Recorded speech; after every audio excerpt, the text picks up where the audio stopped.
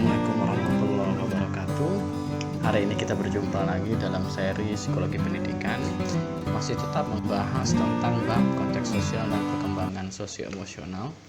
Jika di pertemuan sebelumnya kita membahas tentang teori sistem ekologinya Yuri Bronfenbrenner, hari ini kita akan memberi pengantar tentang tahap perkembangan manusia menurut Erikson. Dia menyebutnya life cycle. Nah, bagaimana sekilas tentang teori ini, tentang tahap-tahap perkembangan psikososial miliknya Erikson? Nah, kita akan mengupas topik ini di pembahasan selanjutnya. Seperti biasa, kita sebelum masuk pemikiran tokoh, kita mengenal sedikit tentang tokoh. Nah, siapa itu Erikson? Nama lengkapnya Erik Hamburger Erikson. Ya. Nah, sebenarnya nama kecilnya itu adalah Erik Salomensen, seperti itu. Nah, Erikson itu seorang psikolog perkembangan, developmental psychologist yang berdarah Jerman Amerika. Ya. Nah, dia diangkat menjadi profesor di beberapa lembaga terkenal, lembaga pendidikan terkenal, di Harvard, kemudian di University of California, Berkeley, dan di Yale. Ya.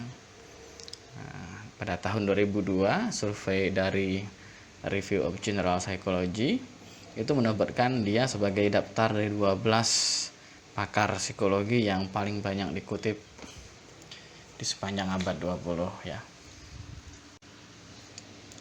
Nah, kita akan mengenal sedikit tentang kehidupan, karena ini penting nanti untuk masuk bagaimana Erikson mengkonstruksi teorinya.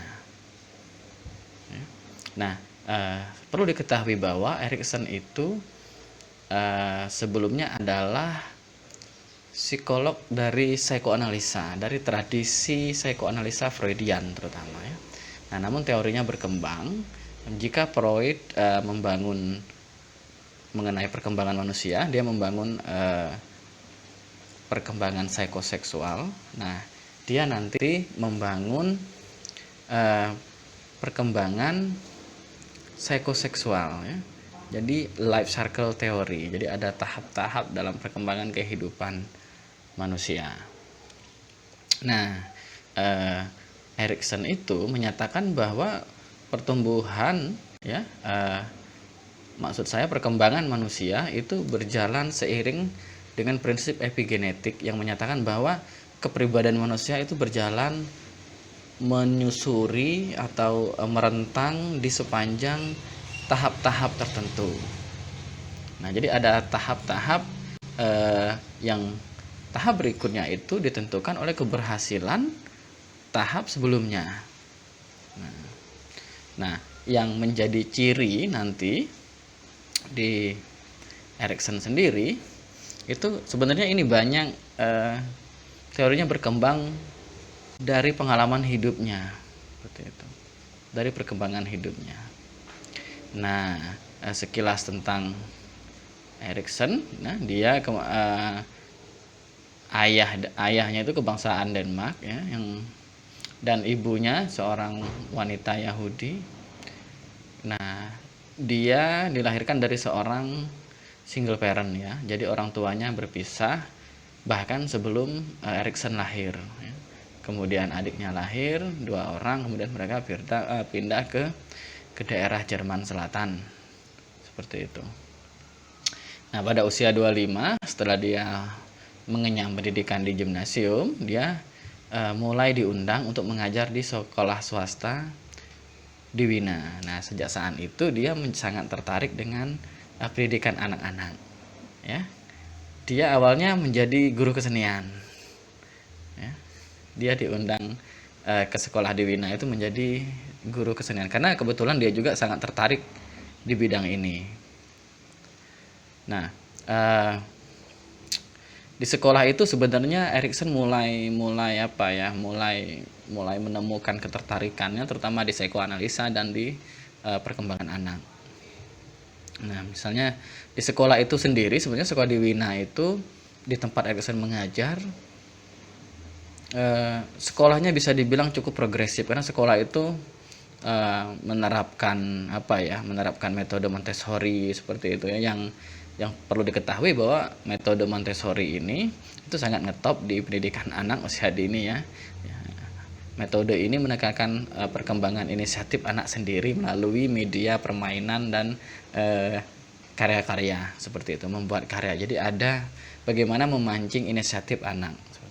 Nah, pengalaman-pengalaman ini menjadi seorang guru pada sekolah anak-anak itu tidak pernah hilang dan selalu membekas dalam diri dan pikiran Erikson. Nah, itu Erikson muda seperti itu ya. Nah, kemudian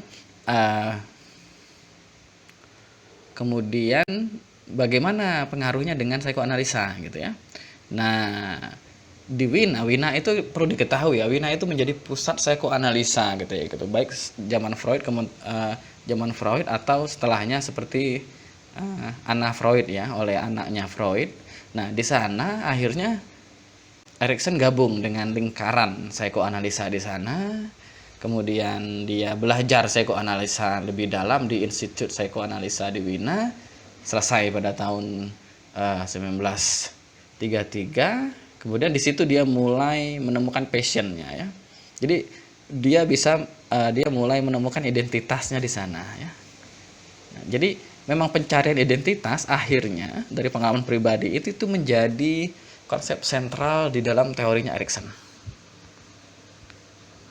Nah, kira-kira seperti itu perjumpaan Erikson dengan psikoanalisa dan bagaimana asal-usul teorinya nanti berkembang. Ya. Jadi memang tahap psikososial Erikson ini itu lebih populer dibandingkan psikoseksualnya Freud ya. Di sejarah perkembangan teorinya sendiri seperti itu ya. Nah, karena mungkin pertama nanti teori psikoseksual Erikson ini itu mencakup seluruh rentang kehidupan dari kecil sampai orang dewasa sampai tua bahkan kan. Nah, di setiap tahap itu nanti ingat konsep kunci yaitu tentang identity, tentang identitas dan bagaimana krisis identitasnya. Jadi ada dua hal oposisi biner yang selalu kontradiktif gitu. Kalau dia tidak menemukan identitas di satu tahap perkembangan tertentu, maka dia mengalami krisis identitas di tahap perkembangan tertentu tersebut. Nah, di kalangan komunitas intelektual juga, Erikson ini dianggap sudah memberikan sumbangan mengenai perkembangan kepribadian sebenarnya. Ya. Dia dikenal dengan ketekunan dia melakukan observasi yang tajam dan interpretasinya yang bagus sekali ya. Narasinya itu sangat kaya. Kalian bisa melihat beberapa buku Erikson yang salah satunya mungkin sudah diterjemahkan ke dalam bahasa Indonesia, Childhood and Society, yang diterjemahkan oleh Pustaka Pelajar ya. Nah, kemudian misalnya kalian baca tentang satu buku lagi, setelah itu judul bukunya Identity, Youth and Crisis ya. Jadi identitas, masa muda dan krisis ya, itu sebuah buku yang sangat ini ya, kaya akan narasi-narasi, kaya akan pengalaman biografis orang seperti itu. Dan khasnya lagi dia menerapkan analisis praktik psikoanalitik di dalam biografi kehidupan orang. Itu yang menarik.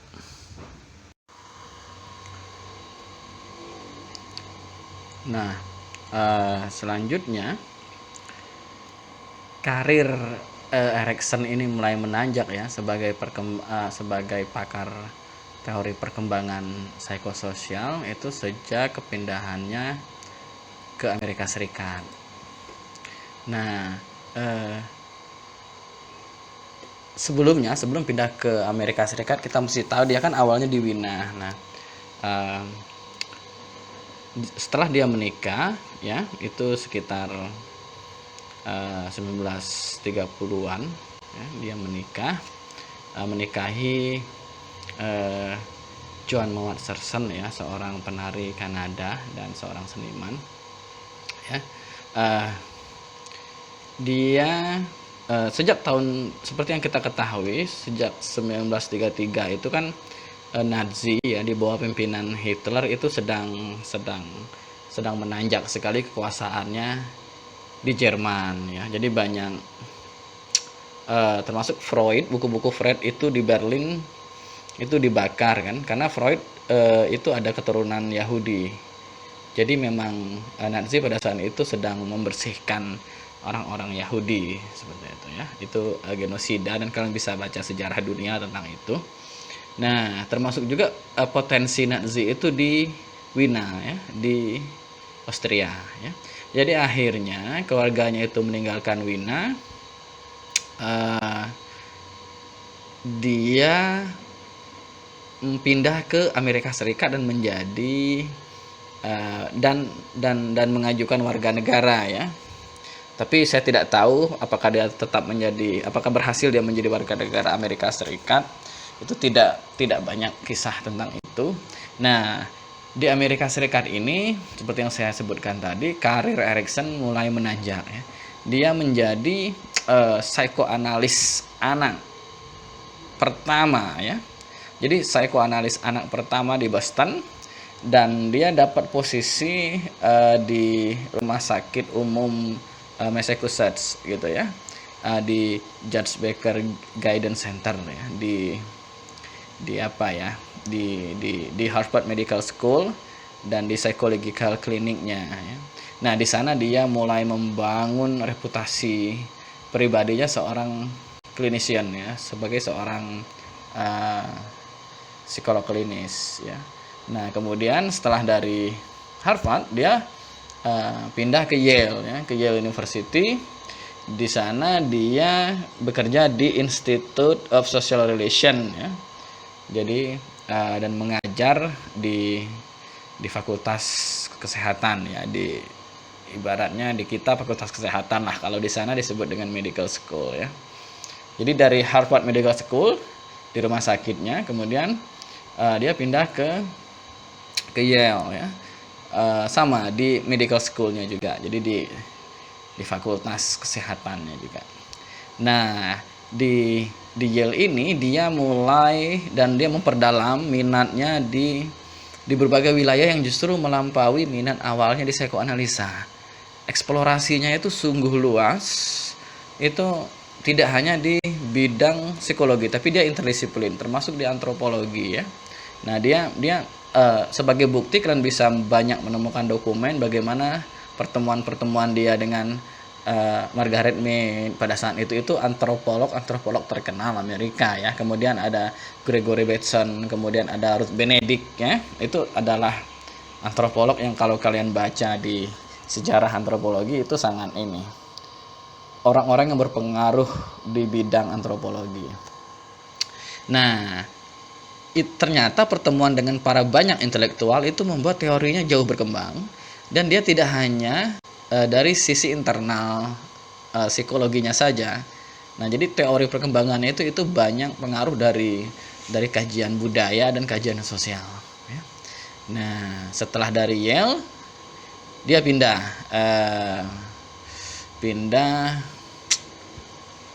ke Sioux Tribe di Dakota Selatan, seperti itu, ya. Dia sambil belajar di sana. Kemudian di situ dia sambil observasi dia masih tetap meneliti. Dia menemukan banyak perbedaan antara anak-anak di sana. Anak-anak yang di Dakota Selatan itu, di Sioux Tribe itu, dengan di California. Nah, ini yang kemudian awal ketertarikannya, gitu kan, bagaimana anak ternyata itu pada konteks sosial dan budaya yang berbeda. Misalnya di California dan di Dakota Selatan itu ternyata berbeda. Jadi beda konteks sosial budaya, berbeda. Nah, ini berpengaruh juga nanti ke teorinya, di perkembangan teorinya Erikson ya, bahwa ternyata bagaimana masyarakat ya itu ternyata mempengaruhi orang-orang. Jadi how society affects people. Makanya judul bukunya yang diterjemahkan itu bisa dianggap sebagai magnum opus ya, 1950 kalau saya nggak salah. A Childhood and Society judulnya. Jadi masa anak-anak dan masyarakat. Jadi bagaimana agen dan sebuah masyarakat itu saling berjalan kelindan seperti itu. Nah, setelah itu dia sudah menjadi tokoh yang terkenal sekali di Amerika ya, karena dia tekun sekali dalam melakukan riset. Nah, di Universitas California di Berkeley ya, di Institut Kesejahteraan Anak, Institute of Child Welfare ya, dia kemudian sambil buka praktek psikoanalisa anak gitu ya. Nah, di sana dia sudah meneliti penelitian yang sifatnya longitudinal ya, tentang perkembangan anak, penelitian yang dalam rentang waktu yang sangat panjang. Kemudian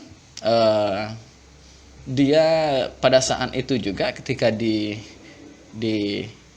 California, dia mulai meneliti anak-anak India Amerika ya, anak-anak Indian Amerika. Itu kolaborasi dengan antropolog ya, kalau nggak salah Kruber ya, Alfred Kruber atau siapa namanya, saya lupa itu. Nah setelah itu keluar baru 1950 bukunya yang Childhood and Society. Jadi kalau melihat tahun terbit bukunya itu sebenarnya dia sudah sangat matang, sudah sangat mapan sebagai seorang intelektual. Jadi dan dia sudah punya interest area ya, yang wilayah minat kajian yang sudah sangat spesifik seperti itu. Nah, wajar saja akhirnya dia kan banyak memperoleh penghargaan, mengajar di mana-mana, membuka praktek klinis di mana-mana ya gitu ya. Di Pittsburgh, kemudian di Massachusetts juga seperti itu. Dia banyak sekali mendapat. Nah, di akhir perjalanan intelektualnya dia kembali ke Harvard gitu di 1960-an ya. Jadi setelah itu masih ada karyanya, kalau saya nggak salah ada 2 atau 3 buku ya. Nah, dia menjadi profesor. Setelah balik ke Harvard dia balik ke profesor, kemudian pensiun tahun 1970-an gitu. Jadi rentang 50 sampai 70-an itu masa-masa produktif dia. Jadi dengan umur yang sudah tidak muda. Jadi maksud saya begini, masa muda itu adalah masa menggali bagi Erikson. Dan kebanyakan para pemikir, para ahli, para pakar, para intelektual itu masa bersinarnya itu justru ketika sudah melampaui masa dewasa gitu. Baru mereka menemukan identitinya, kalau bahasa Erikson nanti kita bahas ya. Jadi originalitasnya itu muncul justru ketika 30 tahun ke atas sudah memasuk masa tua seperti itu ya. Jadi memetik buah dari perjuangan dia selama masa muda. Nah, kalian seperti itu. Jadi menjadi seorang intelektual, menjadi pakar itu tidak bisa instan sebenarnya. Jadi pembentukan identitas itu sepanjang waktu. Nah, itu yang menarik. Jadi mengapa saya agak berpanjang-panjang menguraikan kehidupan pribadinya Erikson, karena itu dengan pemahaman akan kehidupan pribadinya itu kalian akan lebih mudah memahami teorinya nanti. Mengapa kok identitas itu menjadi konsep sentral ya, identitas versus identity confusion ya. Jadi identitas dengan krisis identitas seperti itu, dengan ketidakjelasan identitas. Kenapa identity itu menjadi suatu hal yang sangat penting gitu. Dan identity itu tidak berdiri sendiri, tapi dia embedded ya, dia embedded ya. Jadi menubuh dalam suatu konteks sosial masyarakat tertentu. Seperti itu ya. Makanya teorinya disebut dengan psikososial seperti itu ya. Nanti kita masuk setelah ini ke asumsi-asumsi teoritis dari teori perkembangan psikososialnya Erikson ini.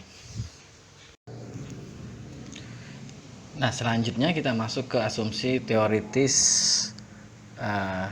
teori perkembangan psikososialnya Erikson ya. Nah, yang pertama, secara garis besar teorinya itu masuk ke golongan ya neo-Freudian ya. Karena dia masih mengambil, karena dia tidak lagi seperti psikoanalisa Freud yang ortodoks, disebut dengan psikoanalisa ortodoks seperti itu ya. Dia melakukan modifikasi, kemudian melakukan kajian lintas disiplin seperti saya jelaskan di pembahasan sebelumnya, antropologi, kemudian kajian sosial dan kajian budaya, menulis bersama-sama dan meneliti bersama-sama dengan orang di lintas disiplin ilmunya. Nah, asumsi berikutnya ya, yang membedakan dia dengan Freudian itu, Freud itu membangun teori perkembangan psikoseksual ya, seperti yang saya sebutkan tadi. Nah, Erikson itu selanjutnya membangun psikososial ya, perkembangan psikososial. Nah, ini dua hal yang memperkuat menurut saya kenapa Erikson itu bisa disebut sebagai neo-Freudian seperti itu. Nah, kemudian asumsi berikutnya, ini masih peninggalan psikoanalisa sebenarnya. Nah, pengalaman sosial itu dialami dan terjadi sepanjang rentang kehidupan ya, sepanjang rentang kehidupan seperti itu. Ini pengalaman sosial, ini social experience ini menjadi salah satu milieu ya, salah satu dalam teori, salah satu key point dalam teori psikososialnya Erikson ini. Kemudian ada konflik dalam setiap tahap perkembangan. Nah, ini juga masih peninggalan dari Freud. Bagaimana pendekatan konfliktual itu di era itu menjadi sangat populer. Misalnya di ilmu sosial, misalnya ada di abad 18-19 seperti itu ya, itu ada Karl Marx yang menggunakan juga pendekatan ini ya. Jadi pendekatan konflik, jadi setiap perkembangan itu ada konflik yang mesti diselesaikan. Ini ciri khas psikoanalisa sebenarnya, psikoanalisa pada umumnya seperti itu. Dan bagi Erikson, jika konflik ini terselesaikan, maka dia akan sehat dan melanjutkan ke tahap perkembangan selanjutnya. Nah, jika tidak, ini akan jatuh ke krisis seperti itu ya. Jadi ada, seperti saya jelaskan sebelumnya, ada pembentukan identitas ya, pembentukan egonya. Nah, ketika dia mencapai ego ideal terus seperti itu di setiap tahap perkembangan, nah dia akan perkembangannya baik. Ketika dia tidak gagal, jadi ada nanti di pertahapnya saya akan uraikan bagaimana jika gagal, bagaimana jika berhasil melewati suatu tahap seperti itu. Pendekatannya selalu konfliktual di setiap tahap. Nanti kalian akan melihat bagaimana pendekatan konfliktual ini beroperasi dalam setiap tahap perkembangan psikososialnya Erikson nanti. Nah, ini yang saya sebutkan tadi, konflik ini ditandai dengan perolehan identitas atau sebaliknya krisis identitas. Nah, asumsi selanjutnya, krisis itu bersifat psikososial. Mengapa? Karena melibatkan kebutuhan psikologis, ini disebut dengan psiko itu, dan yang saling bertentangan atau berkonflik ya, itu disebut dengan krisis. Nah, itu dengan kebutuhan masyarakat sosial. Makanya ada penyelesaian dari dalam, ada penyelesaian terhadap sosial budaya ya. Jadi misalnya saya kasih contoh langsung, misalnya dalam satu masyarakat kita, misalnya umur sekian itu sudah menikah. Nah, itu kan bagaimana kebutuhan masyarakat sebenarnya itu ya. Bagaimana suatu pandangan normatif berlaku. Nah, jika mungkin secara psikologis dia sehat seperti itu ya, tapi kemudian ketika itu tidak sesuai dengan kebutuhan masyarakatnya, dengan identitas sosial masyarakatnya, maka itu dianggap suatu kegagalan dalam satu masyarakat. Itu contoh kecil bagaimana Erikson itu sangat memperhatikan nuansa-nuansa sosial yang bekerja dalam setiap tahap di dalam teorinya. Nah, circle of development ini, lingkaran perkembangan ini ya, life cycle, lingkaran kehidupan, perjalanan kehidupan ini, itu kalian bisa telusuri di 2 teks Erikson. Yang pertama Childhood and Society 1950-an, kemudian yang kedua Identity ya.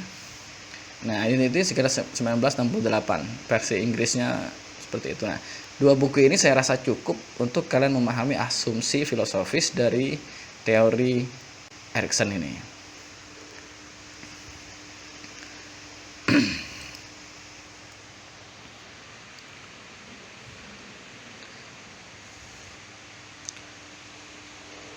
Nah, mungkin yang perlu ditambahkan, Erikson itu memperluas tahap psikoseksual Freud sebenarnya ya. Dia sangat memperhatikan implikasi kultural ya terhadap perkembangan ya. Bagaimana ternyata suatu kultur itu ternyata sangat mempengaruhi pembentukan identitas ego sebenarnya ya. Jadi ego itu tidak lagi terisolasi menjadi dorongan id saja. Misalnya dalam Freud kan ada dorongan bawah sadar. Tidak itu saja sebenarnya, tetapi bagaimana kultur itu tidak hanya bekerja melalui dorongan id dan super ego saja. Misalnya dalam Freud seperti itu, tidak ya. Tapi kultur ini seperti melingkupi, ada interaksi yang sangat intens antara individu dengan kelompoknya seperti itu dalam suatu lanskap sosial kultural masyarakat.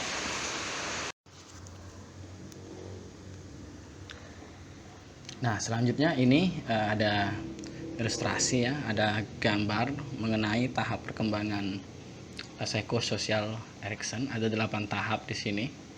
Kalian bisa melihat pada gambar.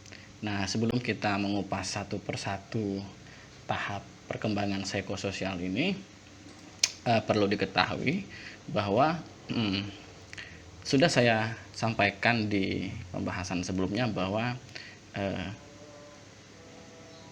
krisis identitas ya, penemuan identitas atau mengalami krisis identitas itu merupakan hal yang penting dalam setiap tahap Erikson gitu. Jadi setiap tahap punya kompetensi yang mesti diraih. Ketika setiap tahap bisa dilewati ya, baik secara psiko maupun secara sosial ya. Jadi maksudnya psiko itu adalah melibatkan kebutuhan psikologis dari individu. Nah, dia punya konflik ya. Jadi pendekatan konfliktual seperti saya jelaskan di asumsi teoretisnya psikososial Erikson di slide sebelumnya, bahwa ada konflik antar keterlibatan kebutuhan psikologis individu dengan kebutuhan masyarakatnya. Jadi ada konflik ya antara psychological needs of the individual dan needs of society-nya. Jadi kebutuhan sosialnya di situ. Makanya disebut dengan psikososial. Nah, jika kita menyelesaikan dengan sukses setiap tahap itu, menurut Erikson menghasilkan kepribadian yang sehat kan, dan kita memperoleh nilai-nilai dasar yang itu cenderung permanen biasanya. Nanti setiap tahap ada nilai-nilai dasar yang akan kita peroleh buahnya, ibaratnya disebut dengan basic virtues ya. Jadi nilai dasar gitu. Nah, nilai dasar ini apa? Itu adalah kekuatan yang punya sebuah karakteristik yang itu di mana ego ya, di mana individu itu dapat menggunakannya ya, dapat memakai basic virtue ini, sebuah fitur ya, sebuah fitur manusia nanti. Jadi basic virtue itu sebuah fitur ya. Jadi kita kayak setelah menyelesaikan satu tantangan dapat rewardnya, istilahnya seperti itu. Kita dapat basic virtues yang itu gunanya untuk menyelesaikan krisis di tahap konflik berikutnya, seperti itu. Nah, jika gagal ya, jika gagal melengkapi dalam menyelesaikan setiap tahap itu, kita punya apa ya? Kita punya suatu lack of ability, ya. Jadi kita punya satu kekurangan kemampuan untuk menyelesaikan tahap berikutnya. Nah, oleh karena itu dianggap Erikson sebagai personality yang tidak sehat, ya. Nah, jadi perolehan ya, akuisisi basic virtues ya, nilai-nilai dasar pada satu tahap itu merupakan modal untuk menyelesaikan konflik ya di tahap berikutnya. Jadi kita bisa mendamaikan antara yang self dengan yang sosial gitu ya. Itu yang perlu kita pegang sebelum kita melanjutkan ke per tahap seperti yang akan disajikan Erikson selanjutnya, seperti itu ya. Di sini ada 8 tahap bisa kita lihat. Ada masa bayi, infansi ya. Ada trust versus mistrust, kemudian ada autonomy versus shame and doubt, kemudian masa sekolah ada inisiatif versus guilt ya, kemudian masa sekolah remaja, kemudian dewasa awal, dewasa tengah sampai usia matang ya. Jadi pendekatannya lifespan development sebenarnya, jadi perkembangan sepanjang hayat gitu, tapi dia selalu memberikan sebuah sebuah dilema konfliktual ya, antar yang kebutuhan psikologis individu dengan kebutuhan masyarakatnya. Nah, sekali lagi saya tekankan, oleh sebab itu teori Erikson ini disebut dengan psikososial ya. Jadi itu berasal dari dua kata, psycho dan sosial. Kebutuhan psikologis individu dan kebutuhan sosial. Nah, kita masuk ke tahap yang pertama, yaitu trust versus mistrust, kepercayaan dan kecurigaan, atau menyebutnya basic trust ya. Kepercayaan dasar versus kecurigaan dasar. Konfliknya seperti itu. Selalu ada konflik di tahap psikososialnya Erikson. Nah, ada beberapa keyword yang mesti kalian pegang ya. Pertama, ini bisa melihat di gambar. Ini terjadi pada masa bayi ya, infansi. Bisa dari awal kelahiran sampai 18 bulan, ada yang menyebutnya sampai 12 bulan. Seperti itu. Nah, konflik psikososialnya seperti pada judul, kepercayaan versus ketidakpercayaan. Nah, itu kira-kira big question-nya ya. Pertanyaan besarnya, dapatkah saya mempercayai orang-orang di sekitarku? Kepercayaan yang ingin dibangun. Nah, nilai dasar pada tahap ini itu harapan, hope. Nah, peristiwa yang perlu sebuah peristiwa yang perlu dilewati sebenarnya ya. Kalau jika ingin kita mencapai memperoleh basic virtue tersebut, kita mesti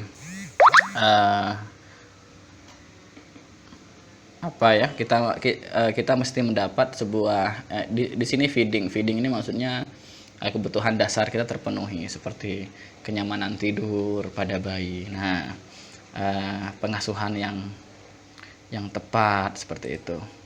Nah, pada tahap pertama ini ya, tahap kompetensi psikososial, konflik psikososialnya itu trust dan mistrust kan. Nah, ini sebenarnya selama tahap ini bayi itu kan selalu merasa dia tidak yakin, dia benar-benar dependen ya. Artinya tidak yakin dengan dunia yang akan dia hadapi nanti ya. Jadi ini sangat tergantung dengan mana bagai pengasuhan utamanya itu. Jadi care-nya itu, jadi bagaimana caring-nya, pengasuhannya itu stabil nggak, konsisten nggak. Nah jika pengasuhan yang diterima oleh bayi itu konsisten, kemudian nyata, terus menerus kan, nah itu akan membangun sense of trust sebenarnya. Jadi perasaan percaya ya, ini akan trust ini kemudian akan nanti ketika dewasa juga sebenarnya itu akan apa ya, akan membuat dia punya trust dengan orang lain gitu.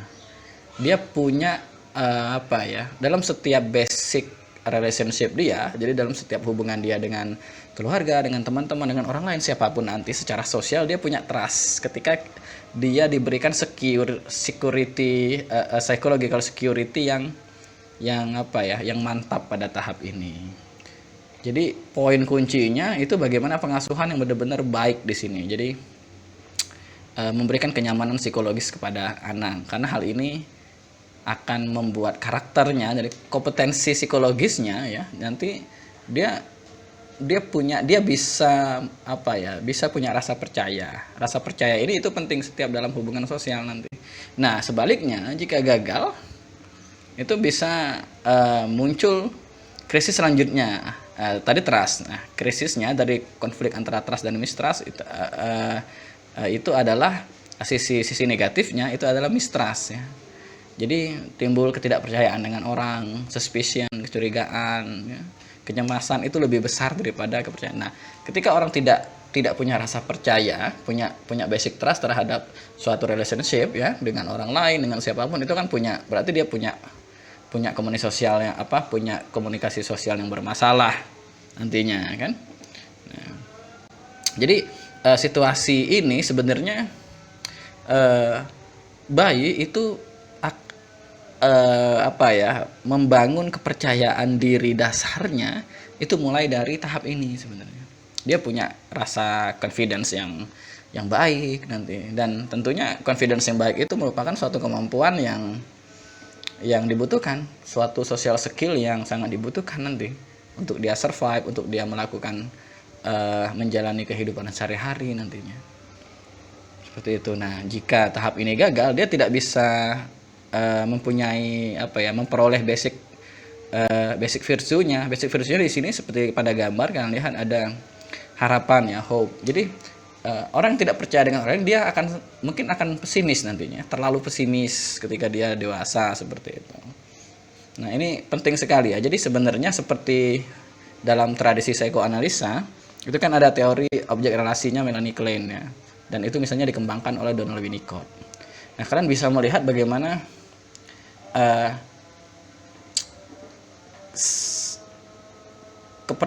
self confidence itu memang di Donald Winnicott, jika kalian baca itu bagaimana hubungan dia dengan orang lain itu mulai terbentuk ya ketika dia mulai membentuk identitasnya sendiri. Pada masa bayi kan dia tidak punya konsep ego ya, maksudnya dia dengan dunianya menyatu, dia dengan ibunya merasa dirinya menyatu, dia belum punya konsep egosentris di sini ya. Jadi dia tahu dirinya ya, dia dan ibunya. Jadi dia dengan dunia itu belum bisa disadari oleh si bayi. Makanya dia sangat dependen ya pada tahap ini. Nah, ketika ketergantungan bayi ini tidak kita akomodasi dengan baik, dengan care yang baik, dengan pengasuhan yang layak, kemudian tempat-tempat yang membuat dia menjadi tidak nyaman. Nah, ini akan muncul mistrust seperti itu. Jadi jika berhasil dia dapat satu kompetensi yaitu sense of trust itu. Jika tidak maka mistrust, kemudian suspicion, kecurigaan. Seperti itu pada tahap ini ya, pada tahap pertama ini. Nah, jika gagal di tahap pertama ini, maka dia akan gagal juga sebenarnya. Jadi ada satu kompetensi yang hilang. Ada satu kompetensi yang hilang nanti ketika dia dewasa. Mungkin kalian banyak menemui orang-orang yang secara sosial itu sangat sulit berkomunikasi, sangat sulit percaya dengan orang. Nah, mungkin bisa jadi dengan menggunakan analisis Erikson, mungkin di tahap pertama ini, di tahap trust versus mistrust ini yang punya masalah seperti itu. Nah, terus yang kedua itu autonomy versus shame and doubt ya. Jadi kemandirian versus rasa malu dan keraguan-raguan. Ini tahapnya kira-kira saja, yaitu 12 atau 18 bulan sampai kira-kira 3 tahun ya. Konflik psikososialnya otonomi ya, versus rasa malu dan keraguan-raguan. Itu big questionnya. Kira-kira itu hanya untuk membantu kalian ya. Jadi ketika kalian ingin memahami tahap ini dalam konteks lapangannya, dalam konteks realnya, itu kan bisa mengikat problem ya, bisa melakukan problematisasi suatu peristiwa di lapangan dengan melihat misalnya bisakah saya melakukan sendiri atau bergantung pada orang lain, seperti itu. Jadi poinnya di situ sebenarnya ada di pertanyaan bisakah saya melakukan sendiri atau bergantung pada orang lain, itu ada unsur otonomi atau unsur keraguan-raguan. Nah, nilai dasar di sini kehendak. Ya, jadi jika dia bisa melewati tahap ini, maka dia akan mendapat satu nilai dasar, yaitu will ya, kehendak. Ya. Peristiwa penting di sini toilet training. Toilet training seperti di pendidikan anak usia dini, kalian bisa baca tentang itu, bagaimana menggunakan toilet sendiri gitu ya. Nah, itu menyangkut bagaimana dia mastering something ya, bagaimana dia menguasai sesuatu. Itu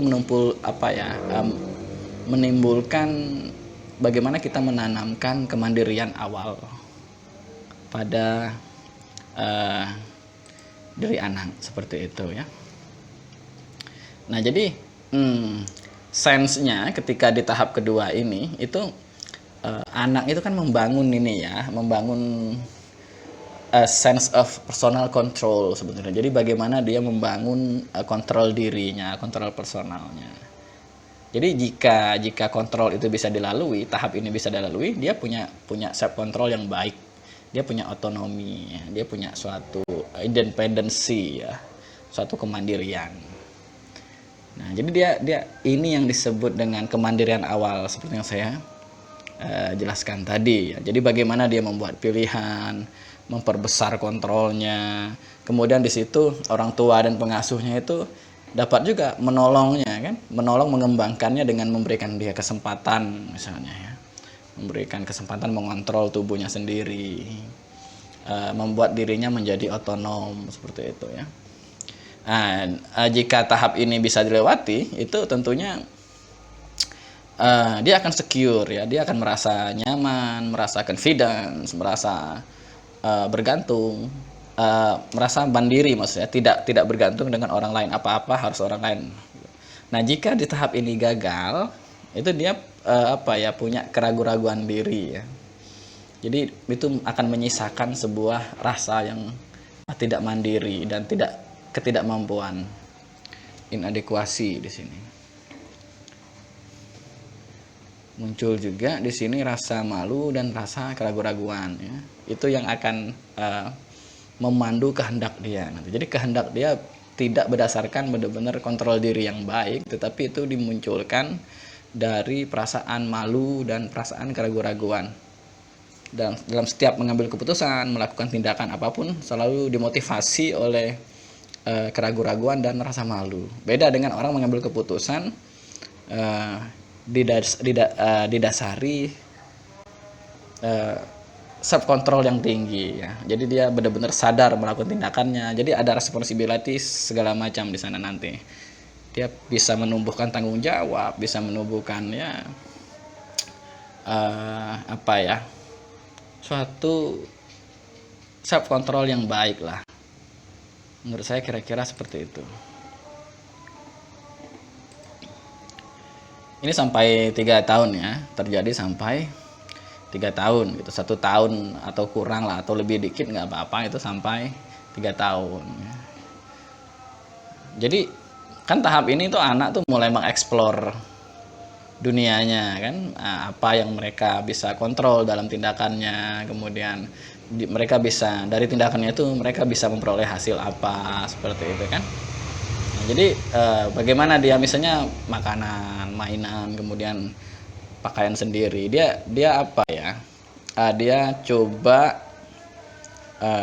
ibaratnya me do it lah gitu ya, I do that gitu tanya kan.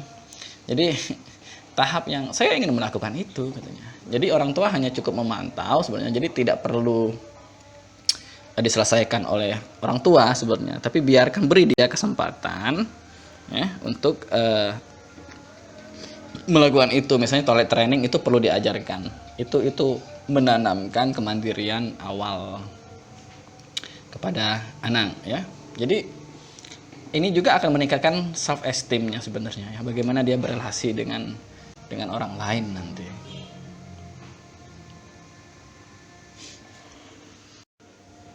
Ya, kemudian tahap yang ketiga, inisiatif versus guilt ya, inisiatif dan versus perasaan bersalah. Jadi konfliknya seperti itu. Jika berhasil dia memperoleh kemampuan inisiatif, jika tidak dia selalu merasa bersalah. Ini biasanya usia masa prasekolah ya, 3 sampai 6 tahun. Kemudian nilai dasarnya berorientasi tujuan, purpose ya. Peristiwa penting di sini eksplorasi, kemudian masa bermain. Seperti itu.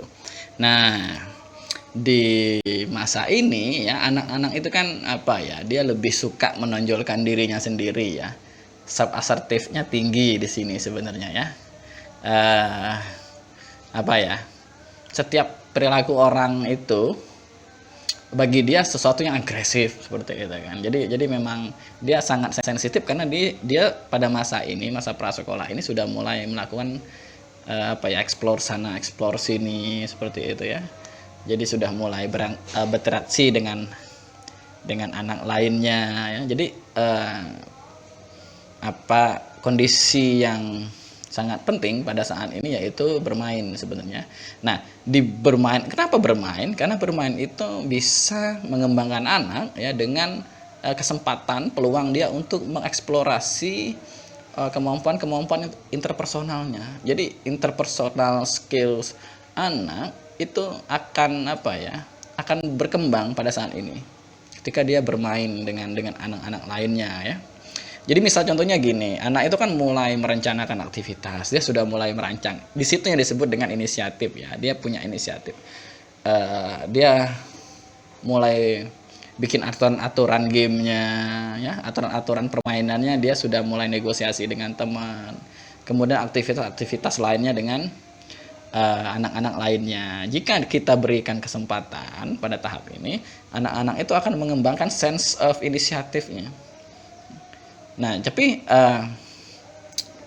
jadi anak-anak itu merasa nyaman nanti dengan kemampuannya untuk memimpin orang lain, untuk bekerja sama dengan orang lain, bahkan membuat suatu keputusan nanti. Nah, sebaliknya, ya, jika tahap ini gagal, ya, artinya kita kurang memberikan kesempatan dia untuk berinisiatif, maka akan yang muncul adalah sense of guilt. Ya. Jadi rasa bersalah, apa-apa salah gitu ya. Jadi terlalu apa ya, over control terhadap anak pada saat ini itu memang akan memunculkan rasa bersalah. Ya. Jadi akan sangat bahaya, misalnya orang tua dikit-dikit cenderung untuk menghukum, melarang inisiatif yang terlalu banyak. Ya. Jadi maksud di sini bukan berarti untuk membiarkan juga, tetapi bagaimana orang tua dan lingkungan sekitarnya mendorong inisiatif. Mendorong inisiatif. Kan misalnya anak-anak tahap prasekolah ini seperti kita tahu ya, misalnya umur sampai umur 3 tahun, 3 sampai 6 ya misalnya gitu. Anak-anak umur 4 tahun misalnya seperti itu ya. Nah, itu kan suka nanya dan banyak sekali pertanyaan anak-anak pada tahap ini. Mereka haus akan sesuatu ya. Jadi pengetahuan haus akan pengetahuan yang baru itu tumbuh pesat pada tahap ini. Nah, jika orang tuanya memberikan treatment yang apa ya, Allah itu nggak penting gitu, meremehkan, kemudian tidak ada apresiasi. Nah, di sini akan apa ya, akan membuat dia merasa seperti apa ya, being a nuisance gitu ya. Jadi kayak saya ini pengganggu loh, jadi dia ngerasa bersalah. Dia selalu dianggap pengganggu ketika dia banyak nanya, tidak diapresiasi dengan baik segala macam. Jadi itu akan membunuh inisiatif anak gitu. Dan terlalu banyak rasa bersalah ya muncul karena tidak diapresiasi terus menerus. Nah, dia akan menjadi lambat dalam berinteraksi dengan orang lain. Kalau misalnya berhasil, itu interpersonal skillsnya baik nih, ini sebaliknya, dia interpersonal skill-nya akan menjadi lamban gitu ya. Bahkan itu bisa menghambat kreativitasnya nanti. Ya. Nah, jadi apa ya? Dia tidak tahu bagaimana mengontrol dirinya, bagaimana, karena semua salah gitu ya. Tidak ada inisiatif di sini. Jadi memang antara inisiatif dan guilt ya, itu mesti apa ya? Ada keseimbangan sebenarnya. Ada keseimbangan. Nah, jika sukses di tahap ini itu akan memperoleh basic virtues, yaitu virtue-nya purpose ya. Dia punya apa ya? Dia punya orientasi yang bertujuan, dia bisa merencanakan, kemudian bisa bernegosiasi dengan orang lain. Jadi dia punya cara untuk menyelesaikan tujuan, dia punya orientasi yang baik terhadap suatu tujuan. Nah, jika tidak ya dia selalu merasa dirinya bersalah. Jadi terlalu restrict terhadap anak dan cenderung untuk melakukan hukuman seperti itu pada tahap ini itu kurang baik. Jadi harus ada keseimbangan di situ. Nah, tahap yang keempat yaitu industry versus inferiority, usaha ya, dalam artian kemampuan untuk menciptakan sesuatu dan perasaan inferior. Ini masa sekolah 6 sampai 12 lah, remaja awal gitu ya. Nah, pada tahap ini nilai dasarnya kompetens ya. Dia punya kompetensi khusus. Peristiwa penting sekolah di sini. Jadi sekolah itu sebagai tempat untuk, kan dia mulai mendapatkan informasi dan pengetahuan, dapat skill baru itu dari orang lain ya. Artinya sudah mulai dapat skill-skill tertentu dari guru ya. Pengetahuan tertentu dari guru, dari teman sekelasnya seperti itu. Nah, pada tahap ini misalnya itu kan apa ya, 5 atau 6 tahun sampai umur belasan ya, sampai remaja awal mereka kan belajar di sekolah tuh. Nah, jadi mulai peer groupnya juga, kelompok teman sebayanya juga sudah mulai besar. Jadi peer group itu pada tahap ini itu menjadi apa ya, menjadi ranah yang signifikan ya, dan bisa jadi menjadi sumber utama dalam mengembangkan harga diri anak. Jadi dia lebih terluka seandainya kalau dia tidak dihargai di komunitas bermain teman sebayanya itu dibandingkan dengan di rumah, mungkin seperti itu ya. Jadi itu yang disebut dengan peer group itu lebih menjadi major source ya. Jadi sumber harga diri yang utama di sini ya. Jadi sudah mulai merasa ada kebutuhan untuk menang, ada kebutuhan untuk mendemonstrasikan kompetensi khususnya. Dia jago nyanyi, sudah mulai menunjukkan ke orang lain. Jadi sudah mulai membangun self esteem di sini. Jadi ada ketika itu berhasil, dia menunjukkan suatu kompetensi, dihargai, itu akan membangun sense of pride-nya. Jadi rasa bangga terhadap dirinya itu perlu. Jadi ini ada hubungannya sebenarnya dengan tahap-tahap sebelumnya kan, confidence, self confidence, kemudian self esteem. Dan ketika orang tidak percaya diri itu ya social skill-nya akan bermasalah ya. Jadi ketika dia berhasil melalui tahap ini, ya tahap sebelumnya inisiatif ya. Nah, tahap ini kompetensi. Dia punya satu kompetensi, dia merasa confident dengan kemampuannya untuk meraih satu tujuan. Dan ketika tahap ini tidak bisa didorong ya, tidak bisa disupport oleh lingkungannya, dia akan merasa inferior, dia tidak punya apa-apa, dan itu akan menghambat dirinya untuk meraih apa tujuan atau untuk mengembangkan potensinya lebih lanjut ya. Jadi apa ya, dia tidak bisa memenuhi kebutuhan sosial, apa yang dibutuhkan oleh sosial. Misalnya jago main bola seumuran itu, yang teman-temannya punya skill tuh, kemampuan di olahraga, di musik, di akademik, sedangkan dia tidak ada apa-apa misalnya. Nah, itu akan menumbuhkan sense of inferiority seperti itu ya.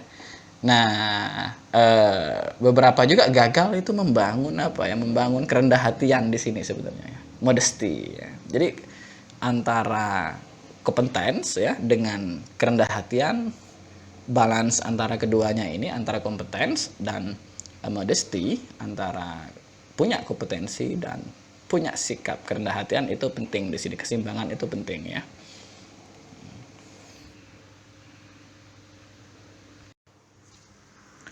Selanjutnya tahap kelima ya, identity versus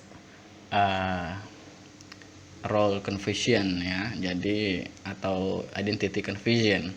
Jadi identitas versus kebingungan identitas ya. Ini usianya 12 sampai 20 atau 18 lah. Ini yang nggak tentu sih. Tapi disebut dengan remaja ya. Ini masa-masa remaja, teenager gitu ya. Teen.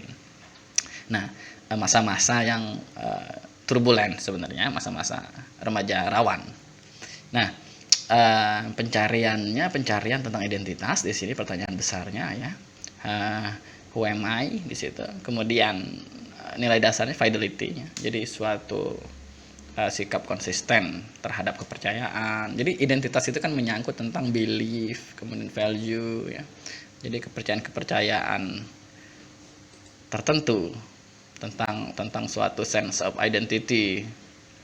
Nah, di tahap ini sebenarnya dia sudah mulai peran penting untuk membangun identitas personal ya, yang itu tentu akan berkesinambungan dengan perilakunya nanti dan perkembangannya di sepanjang hidupnya, bagaimana identitas ini dibentuk seperti itu ya. Jadi selama remaja anak itu mengeksplorasi kemandiriannya, membangun sense of self-nya ibaratnya kan, siapa loh aku gitu. Nanti kan ada pikiran-pikiran bagaimana sekolah, kemudian relationship dengan orang yang lebih ini, membangun emosional relationship dengan siapa, segala macamnya. Jadi di sini penuh dengan kemandirian, mengambil keputusan, kontrol juga di sini ya. Jadi jika pada tahap ini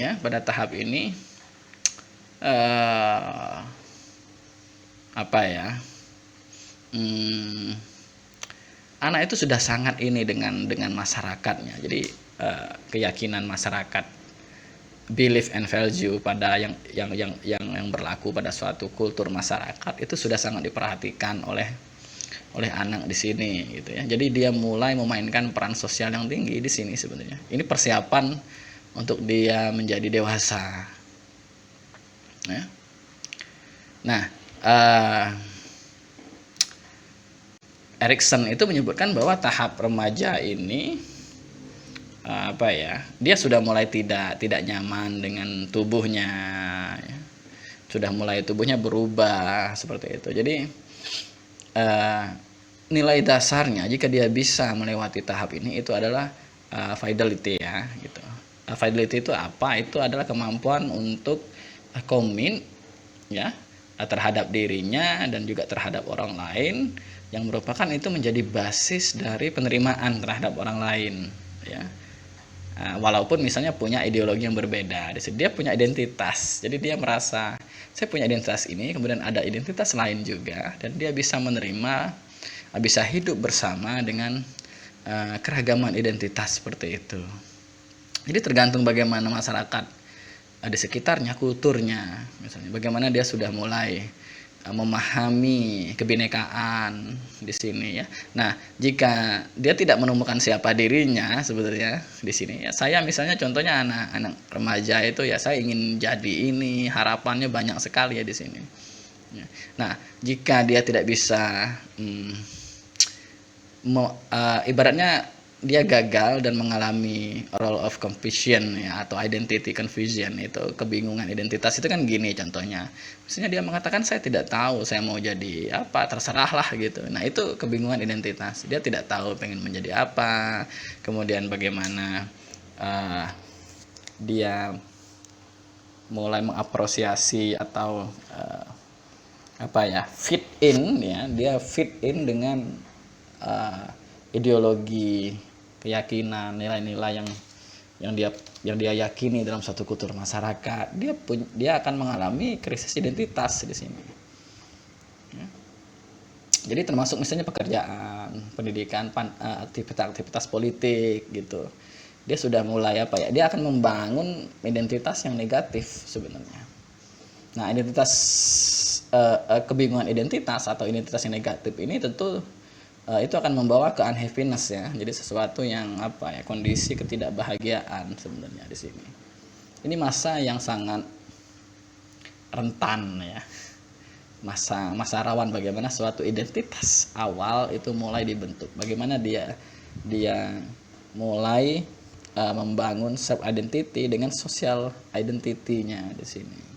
Di sini makanya ada di bukunya Erikson Childhood and Society itu disebut dengan ego identity ya di sini. Jadi bagaimana dia mulai interaksi dengan orang lain, punya pengalaman baru. Ketika dia berkumpul dengan orang-orang yang misalnya punya ideologi yang otoriter, atau misalnya dia bergabung dengan orang-orang yang punya ideologi tekstualis misalnya seperti itu, dia akan seperti itu. Identitasnya ditunjukkan, dia lebih fit in dengan kelompok agama, maka identitas keagamaannya itu yang lebih muncul seperti itu. Nah, jadi misalnya ikut dengan gerakan-gerakan garis keras misalnya, fundamentalism misalnya seperti itu kan, dia akan punya identitas seperti itu. Dan identitas yang itulah nanti yang akan menentukan dia pengen jadi apa, nilai-nilai yang dia yakini. Makanya tahap ini rentan. Jadi harus semakin banyak dia berinteraksi dengan banyak komunitas, maka akan semakin baik. Jadi sumber pembentukan identitasnya, referensi dalam masyarakat, dalam sosial budaya masyarakat itu mesti banyak di sini. Dia mesti banyak punya referensi itu sebelum dia menentukan who am I, seperti itu. Mau jadi apa saya nanti, karir saya, bagaimana dia memandang pekerjaan, bagaimana dia memandang hidup dengan orang lain, bagaimana cita-cita sosial politisnya nanti di situ ya. Jadi semua terbentuk di sini sebenarnya. Jadi integritasnya ya. Integritas itu dimulai dari sini, tergantung grupnya ya. Grupnya ya seperti saya katakan tadi, dia fit dengan, atau misalnya dia tidak punya identitas sosial sama sekali, dia dia punya kebingungan identitas, itu akan berbahaya. Sudahlah saya jalani aja gitu kan. Nah itu nanti dia tidak akan punya orientasi tujuan untuk masa depannya seperti itu. Jadi pembentukan identitas yang dimaksud oleh Erikson itu ya jadi saya tuh pengen jadi apa sih gitu ya, menjadi apa di masa depan gitu ya. Jadi psychosocial identity itu ya, sense of ego identity itu merupakan suatu keyakinan ya, keyakinan fidelity, di situ komitmen terhadap keyakinan dirinya dan keyakinan orang lain, bagaimana dia memaknai dirinya, meletakkan dirinya dalam satu sistem sosial yang besar gitu. Makanya disebut tadi peran sosial sudah mulai tinggi di sini. Dia sering terlibat dengan grup-grup misalnya filantropis, grup-grup PMI, grup-grup pencinta alam. Jadi dia passion sosial dia di advokasi lingkungan hidup misalnya ya. Jadi di sini identitas sosialnya itu terbentuk sebenarnya, apakah dia lebih transformatif, nanti menjadi progresif, menjadi emansipatif, ataukah dia menjadi kaku, kemudian tertutup ya, sangat eksklusif, tidak inklusif, tidak bisa menerima perbedaan. Ini penting sebenarnya pada tahap ini.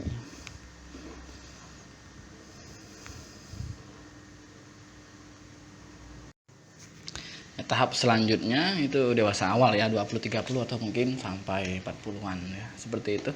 Nah, pertanyaan besarnya, the big question-nya itu, akankah saya dicintai atau akan saya menjadi orang yang kesepian seperti ya. Jadi nilai dasar di sini, jika tadi di tahap sebelumnya itu fidelity, sebuah keyakinan ya, sebuah nilai-nilai hidup yang dia yakini, nilai-nilai sosial yang dia yakini. Nah, sekarang itu nilai dasarnya itu love, cinta ya. Peristiwa pentingnya bagaimana dia tahap ini menjalin romantic relationship ya. Jadi hubungan romantis, maksudnya hubungan emotional relationship, love emotional relationship seperti itu ya. Nah, pada tahap ini sense-nya kan sense of love gitu ya, dimana komitmen keintiman atau dalam istilah Erikson itu true genitality ya. Jadi itu menjadi hal penting. True genitality itu maksudnya perasaan ingin berkeluarga, kemudian pilihan-pilihan awalnya mengenai pekerjaan ya. Ini juga menjadi penting pada tahap ini. Jadi tahap yang berkaitan dengan keputusan hidup ya. Bagaimana dia mulai menentukan komitmen keintiman dengan orang lain. Saya milih, saya punya kriteria seperti ini, saya pengen gini nanti dengan orang ini. Jadi ada love dalam artian komitmen untuk bersama, untuk untuk menjalin hubungan yang penuh dengan cinta seperti itu. Atau juga Erikson itu menyebutkan tahap ini tuh dengan psychosocial intimacy seperti itu ya. Jadi keintiman psikososial yang tidak hanya melibatkan dirinya tapi dengan orang lain, makanya disebut dengan psychosocial intimacy ya. Bukan hanya percintaan itu luas, bukan hanya dengan dua orang yang dia cintai, tapi friendship-nya bagaimana. Jadi bagaimana hubungan pertemanan ya. Bukan hanya hubungan romantik erotik seperti itu. Bagaimana menggali bersama-sama mereka dengan kelompoknya, menggali sebuah inspirasi gitu ya. Jadi keintiman yang dimasukkan Erikson jangan sampai salah di sini ya. Intimasinya bukan hanya erotik romantik tadi ya, tetapi juga Erikson menyebut di situ sebagai sense of ethic ya. Jadi bagaimana rasa etis itu muncul. Jadi pelampauan identitas ya, beyond identity tahap sebelumnya itu. Jadi transformasi dari I am itu menjadi we are, what we love seperti itu ya. Jadi kita saling mencintai, kita hadir berdampingan, saya berrelasi dengan Anda itu bagaimana kita saling mencintai, kita saling menghargai, kita saling mengasihi seperti itu. Nah, jadi lingkungan yang diharapkan pada tahap ini itu sebenarnya sebuah lingkungan yang dilimpahi dengan nurturing love ya, lingkungan yang penuh cinta tanpa menghakimi, yang justru lebih menumbuhkan ya, memberdayakan, nurturing love seperti itu, saling menopang dalam setiap ada geliat-geliat kesulitan dalam hidupnya, kesenangan maupun tempaan. Jadi cinta yang menempa maksudnya. Jadi bukan cinta erotik seperti itu ya, tidak. Jadi romantik plus etik di sini ya. Jadi cinta yang menguatkan, cinta yang bertanggung jawab lah ya. Nah, saya bacakan misalnya Erikson itu memformulasikan psikososial milieunya di sini, lingkungan psikososial yang baik itu dia menyebutkan di sini mutually of orgasm. Jadi ini bukan diterjemahkan sebagai saling memberi orgasme bersama-sama, bukan, tapi saling mengayomi seperti itu, saling mengayomi. Bahasa lengkapnya seperti ini: mutually of orgasm with a lover partner of the other sex with whom one is able and willing to share a mutual trust and with whom one is able and willing to regulate the cycles of work, procreation and recreation so as to secure the offspring to all the stages of satisfactory development ya. Jadi bukan hanya untuk pekerjaan, untuk prokreasi, tapi juga untuk bertanggung jawab ya, bertanggung jawab membangun bersama-sama dengan komunitas sosialnya di situ. Jadi bagaimana saling melengkapi satu sama lain dengan orang yang dia kasihi, juga dengan masyarakatnya seperti itu ya. Poinnya, jika tidak tercapai pada tahap ini, itu akan mendorong ke sikap isolasi, mengisolasi diri, tidak ingin berinteraksi dengan orang ya. Jadi ya sudah, saya yang benar gitu, seperti itu. Dia tidak butuh kasih sayang orang, tidak butuh orang lain ya. Kadang-kadang justru bisa depresi di sini. Dia bisa mengalami tekanan sosial yang sangat dalam di sini ya. Jadi a meaningful relationship with other people itu menjadi kunci di sini ya. Jadi tidak hanya, sekali lagi saya tegaskan, tidak hanya erotic atau romantic love, tapi juga ada sense of ethic di sini ya. Ada rasa etikanya ya, ada rasa tanggung jawab, ada rasa kasih sayang sesama manusia di sini. Jadi menjalin pertemanan, menjalin ya mulai hubungan menikah mungkin seperti itu. Jadi memilih untuk bertanggung jawab, untuk tumbuh bersama-sama gitu ya. Grow with others gitu ya, tumbuh bersama-sama dengan penuh limpahan cinta seperti itu. Ini sangat ini ya, di sini Erikson sangat sangat hati-hati dalam menjelaskan tahap ini. Karena kalau enggak itu akan menjadi jadi akan menjadi dangkal. Love yang dimaksud oleh Erikson itu, cinta yang dimaksud oleh Erikson itu akan menjadi gagal ya, akan menjadi gagal dan banal gitu. Jadi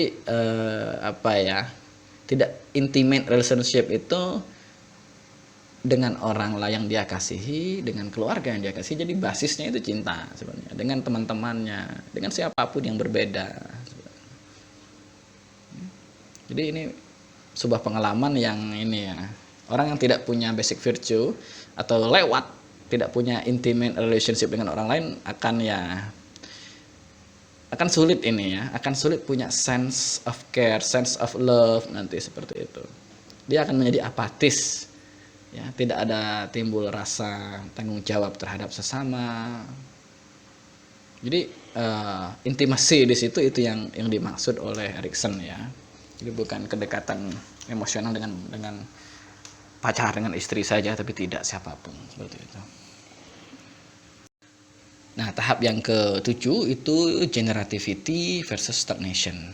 Generativitas versus stagnasi ya. Jadi masa remaja tengah lah ya, 40-an 50-an mungkin ya, 50-an lebih ya, 30-an sampai 50-an seperti itu.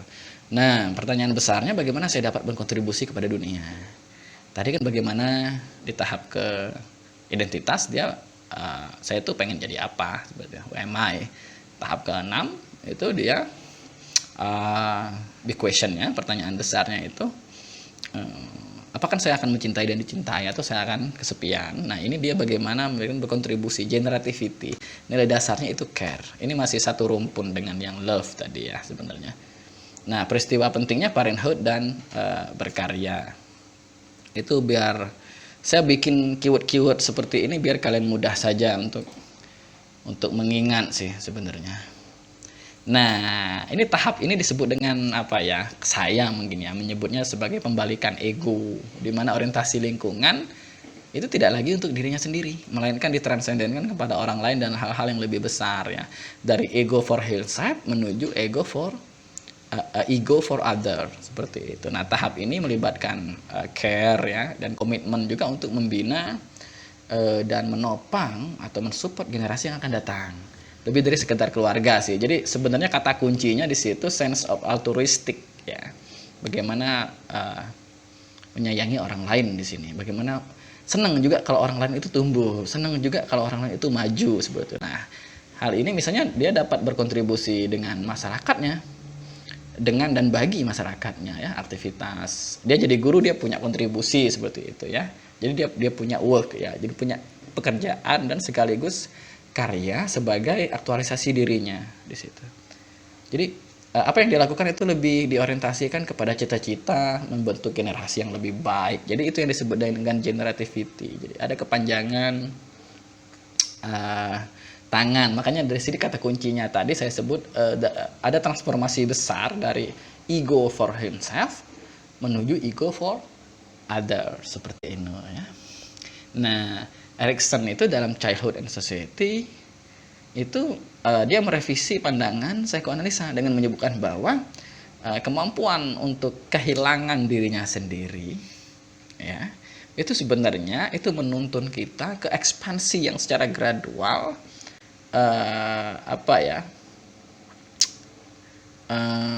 ekspansi dari ego interest.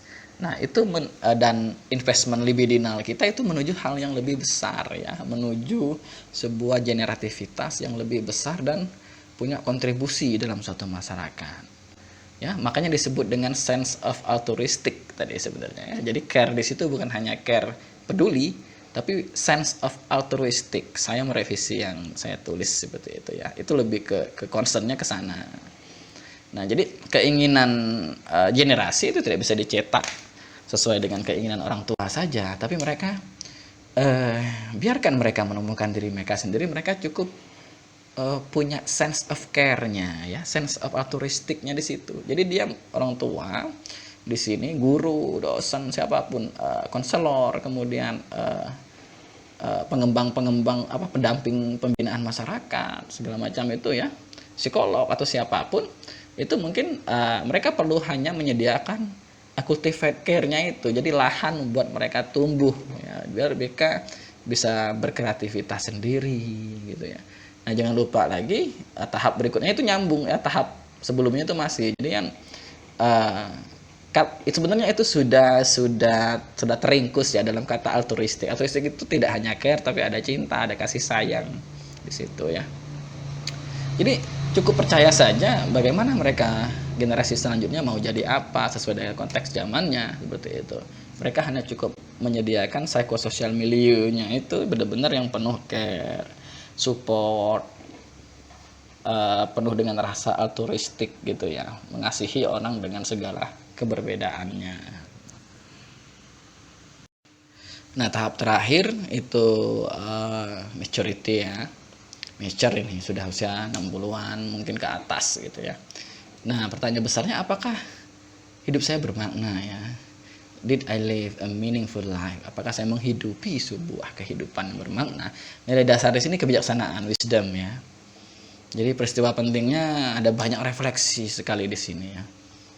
Nah, di tahap terakhir ini cukup menarik ya, ego integrity dengan despair ini, integritas ego atau keputusasaan.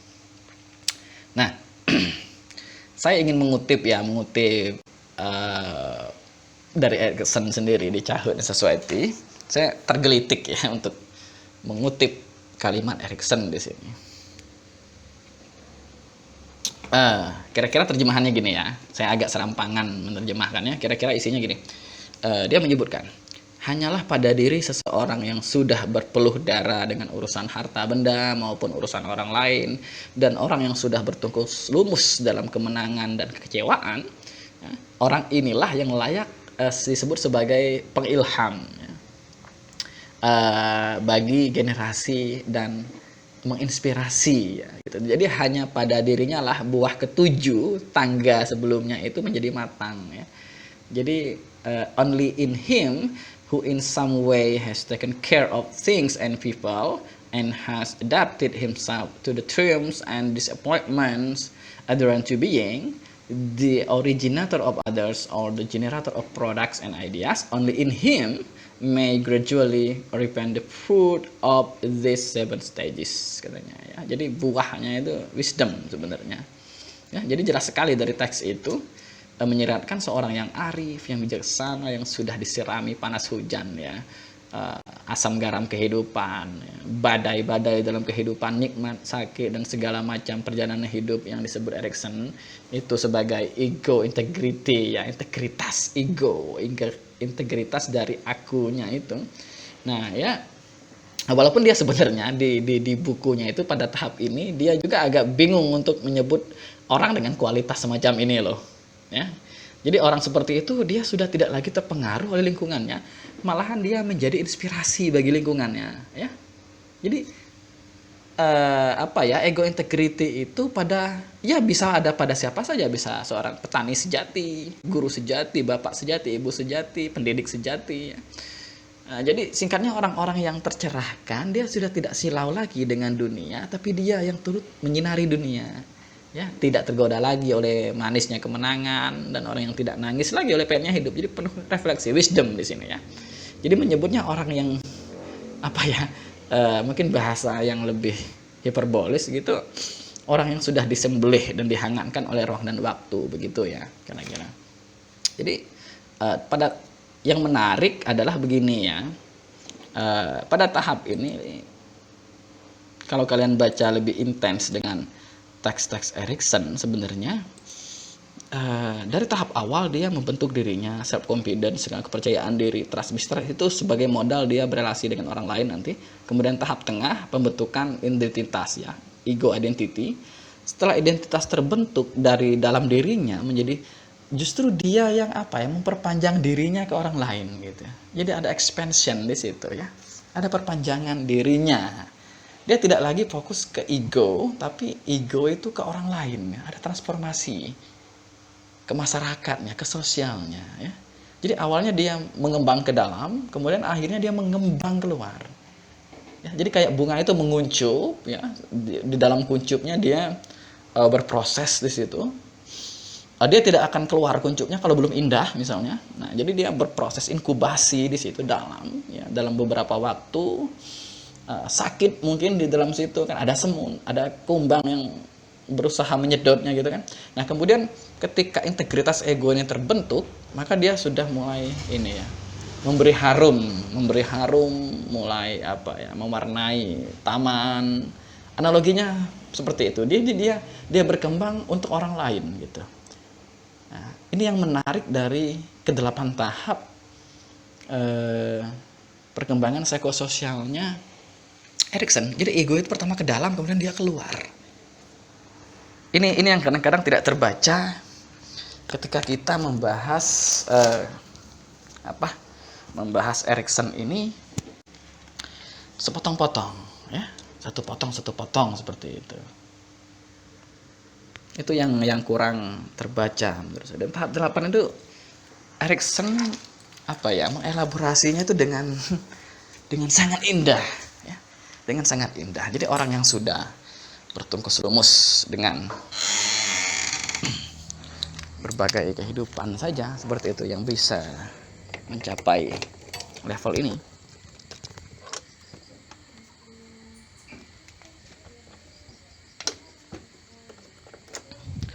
Itu ya.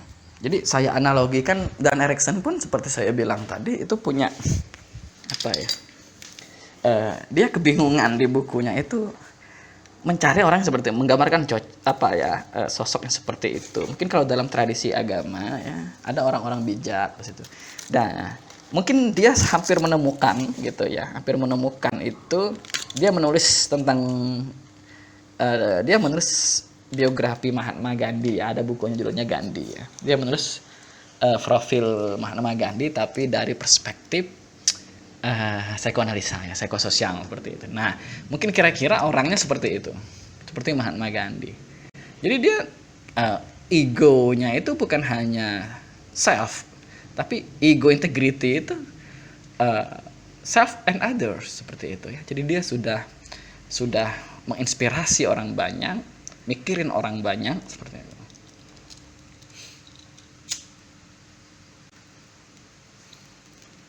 Nah, sebaliknya jika pada tahap ini mengalami kegagalan, itu despair ya, keputusasaan. Ini sebuah sikap yang sangat meaningless seperti itu. Hidupnya menjadi tidak bermakna, karena ternyata bermakna itu menjadi bermakna, kata Erikson itu tidak hanya dia punya makna bagi dirinya, tapi justru dia bermakna ketika orang lain menganggapnya ada, ya, menganggapnya eksis seperti itu. Itu yang menarik ya dari Erikson ini. Bahkan ketika dia menghadapi maut pun, nanti dia sudah tidak lagi merasa pahit, merasa putus asa gitu. Jadi ya benarlah di sini orang yang sebaik-baiknya orang itu ada orang yang bermanfaat seperti itu misalnya ya. Ada dalam tradisi agama, misalnya di Islam ada teks yang menyebutkan seperti itu ya. Jadi orang yang punya full of wisdom, sense of wisdom yang sudah sangat ya, filsuf nabi mungkin di sini ya, orang-orang bijak, para pemikir ulung seperti itu. Orang yang sudah sangat berguna kepada orang lain ya. Kalau analogi pokoknya ingat saja analogi bunga yang saya tadi ya. Dia memberi harum ke seluruh ruangan yang bisa dijangkau olehnya seperti itu. Nah, ini ada beberapa kritik ya terhadap teori Erikson, bisa kalian baca di sini. Ada yang mengkritik bahwa tahapnya itu terlalu kaku gitu ya. Kemudian bagaimana perbedaan gender gitu kan, pada perempuan apakah tahap itu lebih dulu mana seperti itu, atau urutannya memang seperti itu. Nah, itu celah kritik dan bisa itu celah kekurangan dari teori Erikson, tapi juga kesempatan dan peluang ya bagi para pemikir, para sarjana psikologi nanti untuk merevisi teorinya Erikson ini. Ya, ini ada kutipan Erikson ya yang bisa ditulis kemudian dicetak bagus-bagus, ditempel di kamarnya seperti itu ya. Nah, dalam rimba sosial eksistensi manusia katanya tidak ada suatu kehidupan tanpa suatu makna identitas. Ya. Erikson sendiri sudah ini ya, pengalaman hidupnya mencari identitas itu sudah sangat patut kita baca. Ya. Kemudian anak yang sehat tidak akan takut hidup jika orang tua mereka punya integritas untuk tidak dihantui ketakutan akan kematian. Nah, kemudian quote selanjutnya, semakin kamu memahami dirimu, maka semakin sabar dirimu melihat apa yang ada dalam diri orang lain. Ya. Semakin kamu memahami dirimu, itu akan berdampak juga secara sosial. Makanya basic virtue tadi, wisdom, love, care, kemudian fidelity, segala macam itu menjadi sebuah dibutuhkan oleh individu secara psikologis dan juga, tapi itu merupakan suatu kebutuhan dalam masyarakat yang dia tinggali seperti itu. Ya, ini rujukan lanjutan ya, bisa kalian baca.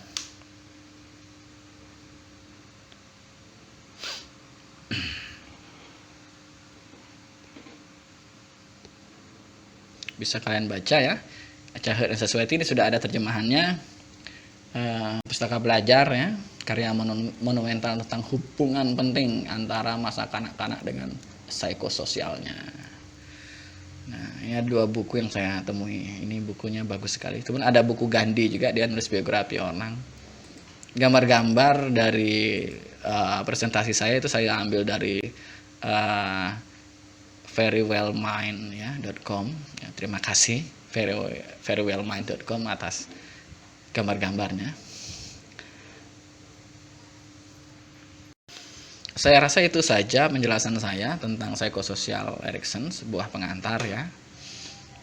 Kalian bisa merelevansikannya dengan berbagai bidang, pendidikan, kemudian kajian agama, kemudian kajian psikologi juga ya pastinya. Silakan kalian tarik relevansinya dan kalian coba-coba untuk menerapkan analisis Erikson ini. Tapi jangan lupa baca buku aslinya, itu yang paling penting. Karena tidak ada penerapan yang baik itu tanpa membaca teori yang baik. Ya. Orang yang sudah membaca teori pun kadang-kadang masih kagok dalam melakukan aplikasi teori itu, apalagi yang tidak membaca teori. Jadi pesan saya, baca buku aslinya. Ya. Pahami, kunyah pelan-pelan. Ya. Inti pemikirannya. Nah, kemudian nanti kalian belajar melakukan analisis dengan teori tersebut di lapangan kehidupan sehari-hari. Mudah-mudahan kalian menjadi orang yang tekun, ya, berhasil. Akhir kata, wassalamualaikum warahmatullahi wabarakatuh.